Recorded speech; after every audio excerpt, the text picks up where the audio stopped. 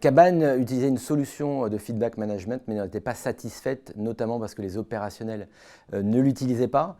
Ils ont donc lancé un appel d'offres. Dans ce cadre de cet appel d'offres, on a analysé les verbatims des avis publics grâce à des outils de compréhension du langage naturel.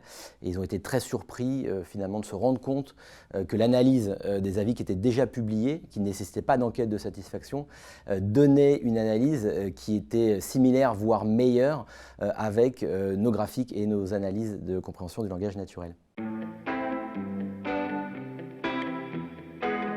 Ce que nous avons mis en place, c'est un dispositif en 2 temps. Le premier, c'est d'avoir très fortement raccourci l'enquête de satisfaction. Donc on a fait un parti pris de ne pas poser plein de questions avec plusieurs pages parce que les taux de retour étaient trop faibles et donc on perdait en analyse, notamment sur les différentes agences. Donc on a vraiment raccourci ce formulaire et c'est la matrice en 2e temps qu'on a développée. Donc on a fait appel à une R&D, à des data scientists qui nous ont permis de donner des parcours et des plans d'action en termes de dispositifs et d'analyse pour les opérationnels.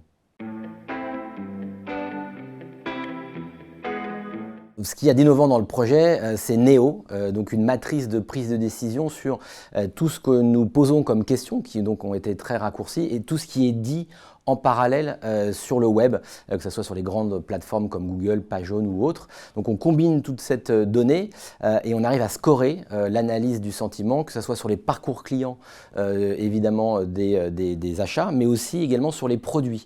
Et donc on donne, la matrice Neo donne des plans d'action concrets sur ce qu'il faut maintenir, ce qu'il faut prioriser, ce qu'il faut surveiller, que ce soit au niveau local, national et par période de temps, et ainsi raccourcir très fortement ces enquêtes-là pour avoir une analyse qui est bien meilleure et surtout une appropriation des opérationnels sur l'outil.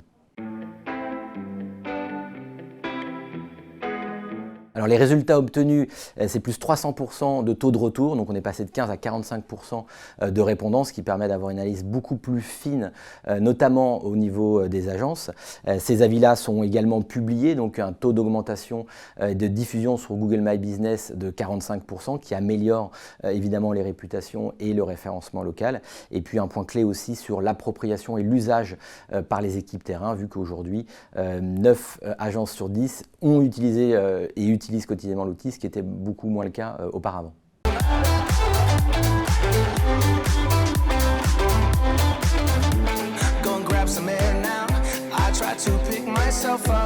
Nothing's wrong with me yet, but maybe this bow tie was too much.